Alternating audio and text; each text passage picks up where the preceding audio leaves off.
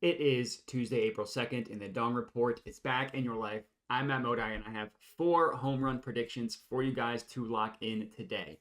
Of course, before we can get into today's picks, we got to do a recap from yesterday, which was another rough day, unfortunately. That's kind of the name of the game when you are betting home runs. It can be very streaky. We had a 4-day stretch in the green. Now we have a 2-day stretch in which we've been in the red. We're 0 for 6 in our last 2 days predicting these home runs. We're down yesterday, obviously 0-3, down 1.50 units as I put a half unit on all of these. That makes it a rough 2-day stretch for these home run predictions. Luckily, we did have that 4-day streak that we were in the green. So we're still in the green on the entire year, albeit slightly at this point. As for the 2024 season results, we're up 0.37 units, down 3 units over the past 2 days. But last year, these highs and lows happened last year as well. We were up 61.15 units in all of last year. Very much hoping to exceed that this year, get to the 100 unit of profit mark.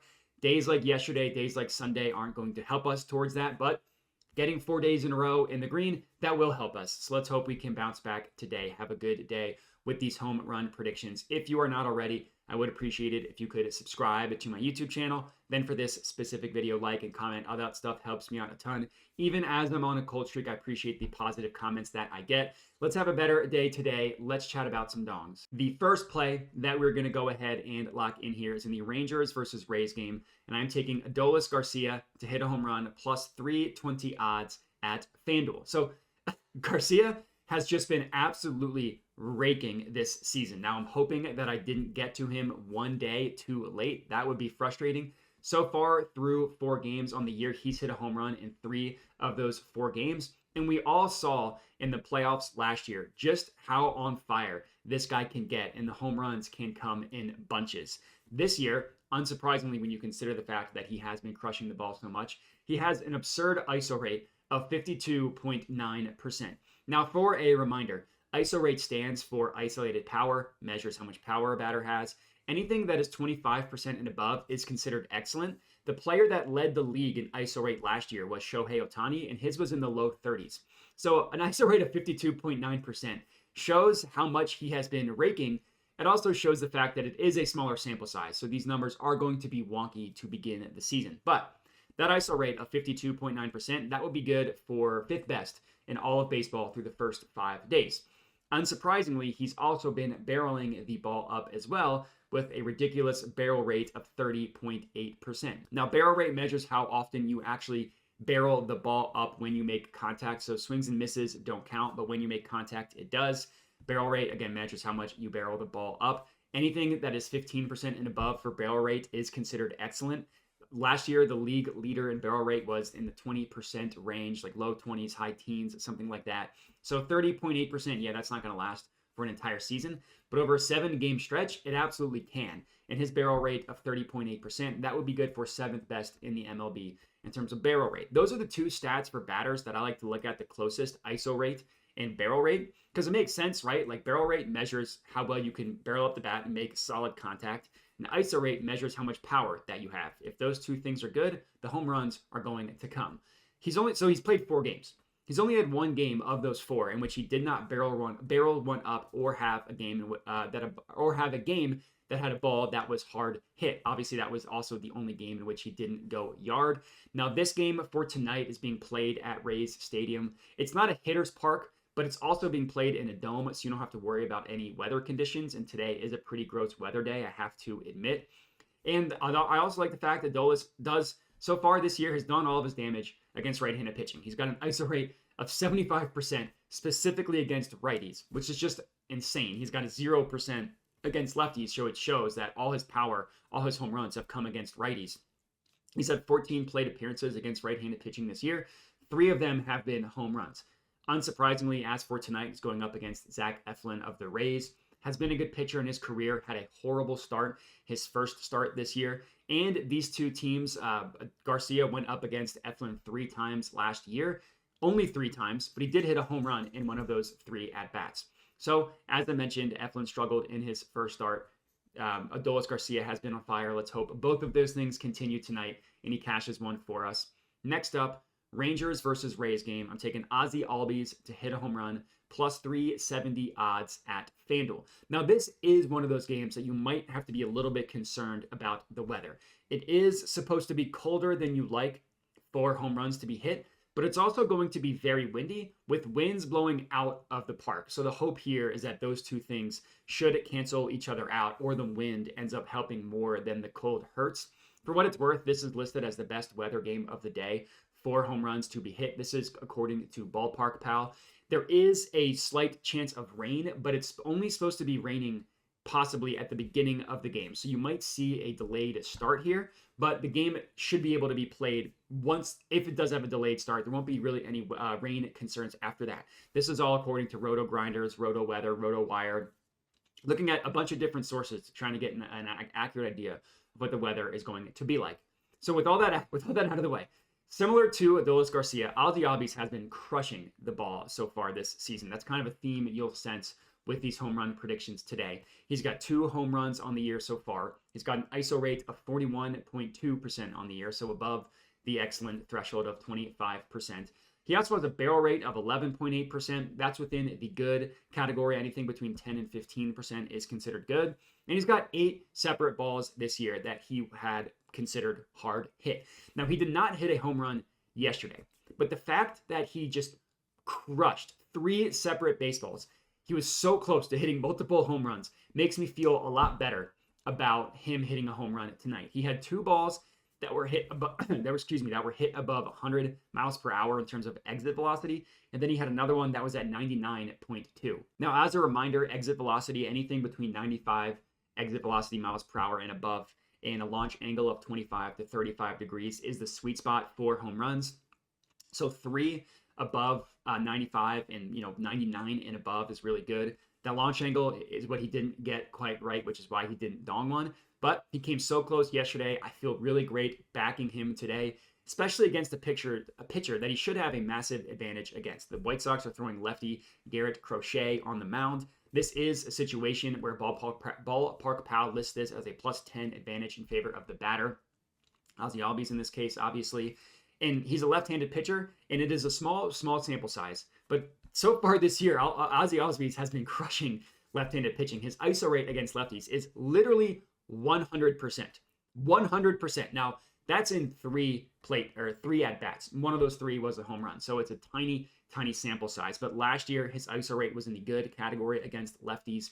So he should be able to have a good game today, hitting a home run. Let's hope that he does. Would love to get a home run here from Ozzie Albies. Next up, our third pick, Blue Jays versus Astros. I'm taking Justin Turner to hit a home run. I'm locking this at plus 520 odds at FanDuel. You can get a little bit better odds at Fanatics and BetMGM, but both of those books are lame with limits, and they're lame in terms of how they grade games that aren't finished. So I am just going to go with FanDuel because they're the most reliable here. This is another game, the second of 3 games for today, that is considered a positive for home runs to be hit according to Ballpark Pal. That makes sense, right? This game is being played at Astros Stadium. Now, as of right now, they haven't announced whether the roof is going to be closed or open, but if it's open, it's fine. It's Texas weather. It's not super windy in or out. And if the roof is closed, then we don't have to worry about weather at all. And it's generally a hitter's ballpark, especially for right-handed batters. And Justin Turner, just like the other 2 guys we talked about, he has been playing it really well this year so far. It's got an ISO rate of 29.4%. That is obviously in the excellent category. But in his career in this year also so far, he's much better against left-handed pitching. And again, that dates back to last year as well. This year, his ISO rate is an absurd 100%, which means that one of his home runs came against a left-handed pitcher in a limited sample size. But last year, obviously in a much larger sample size, his ISO rate against lefties was 24.3%. That was just below the excellent threshold, well within the range that we look for. And then against right-handed pitching, his ISO rate was at 15.7%, which is not a number that I would have considered him at. So far this year, his barrel rate is at 14.3%, so just below the excellent threshold, but still exactly what we're looking for. It's in the good category. And even in the no-hitter yesterday, the Astros no-hit the Blue Jays, Justin Turner had a ball that left the bat at 98.2 miles per hour, just a little bit too high of a launch angle. It was at 40 degrees. He just needed to get it a little bit lower, and that would have been a home run. So he didn't make it out. But he should, at least it shows that he's hitting the ball decently well. And then prior to yesterday, again, he had been crushing it. And then as for the pitching matchup, he's going up against Framber Valdez, who had a down year last year and had a slow start this year as well. This is another situation that lists as a plus 10 advantage in favor of Justin Turner. And one of the biggest advantages you'll see when you look specifically at how much the batter, in this case Justin Turner, has a good matchup against Framber Valdez. It's like top 3 percentile for Justin Turner. And then the opposite is also true. Justin Turner is in like the bottom 3 matchup percentile for Framber Valdez as a pitcher. So I love the play for Justin Turner to hit a home run tonight. And then that's our third pick. Fourth and final pick of the video, Yankees versus Diamondbacks. I'm taking Lourdes Gurriel to hit a home run at plus 630 odds at FanDuel. I always save the spiciest in terms of odds for last. This is a play that I love, and I think that the plus 630 odds is a gift. If Gurriel keeps up the way he's been batting, which, of course, a lot of these crazy sample size stats are not going to hold, but he might be a player whose home runs is closer to the plus 400 range as the season goes on, as opposed to 630 that we're getting right now. He's been awesome. Awesome to start the year. ISO rate of 52.4%. Another absurd ISO rate, but it makes sense when you see that he has 3 home runs hit so far this year. Now, we did not have a hit yesterday. He was 0 of 4, but he had the second hardest hit of the day in terms of exit velocity at 107.8 miles per hour, which is a crazy, crazy hard hit. But he didn't quite get the launch angle. It was just a line out because he had a launch angle of 14 degrees. But he absolutely crushed that baseball. And then he had another ball hit yesterday with an exit velocity of above 100 miles per hour. Ended up being a ground out because, again, didn't quite get the launch angle. But that's 2 balls that he crushed. And on the entire season, he has 12 balls that were considered hard hit. That's the 3rd most in the MLB. The only 2 guys above him play for the Dodgers and the Padres, who have played 2 extra games, have 8 and 10 extra plate appearances, or more plate appearances than Lourdes Gurriel. So his hard hit per at-bat percentage is the highest in the MLB. He's also got a barrel rate of 23.5%. That is within the excellent category, well above what we need to be the excellent category. As I mentioned, he's just been crushing it this year. He's also been crushing it specifically against left-handed pitching. Now, it's a small sample size, only 6 plate appearances. In those 6 plate appearances, Gurriel has hit 2 home runs against lefties, and he has an ISO rate above 100%. His ISO rate, I'm not kidding, go to FanGraphs and look this up. His ISO rate against left-handed pitching is 116.7%. I legitimately did not know it was possible to have an ISO rate above 100%. Again, 6 plate appearances, I get it, all that stuff. 2 home runs and 6 plate appearances is really good. An ISO rate above 100% is also really good. And the pitcher is just not good. Nestor Cortez on the mound for the Yankees. He's a left-handed pitcher. He was bad last year. He started the year poorly this year as well. He allowed in his first start 8 balls that were considered hard hit. Hard hit percentage of 53.5%. That's horrible. Hard hit percentage above 50% is awful. Unsurprisingly, the home run he gave up was against the right-handed pitcher, which Lourdes Gurriel is. I'm riding with the fire today. Hopefully, he comes through for us. Love the 4 picks that we have. I'm ready to bounce back after 2 rough days in a row. If you are rocking with me, would appreciate it if you could like the video and comment and let me know. If there are guys that you like to hit a home run that I didn't mention, put that in the comments as well and I'll reply. And if I like it, I might end up making it a late ad. Then, of course, if you could subscribe to my YouTube channel. The last thing that I will mention, I mention it at the end of every video, is that I do have a dub club. So the way it works is it's only $5 a month. And the plays you see me give out for free on YouTube and on Twitter, those are the same exact plays you get on Dub Club.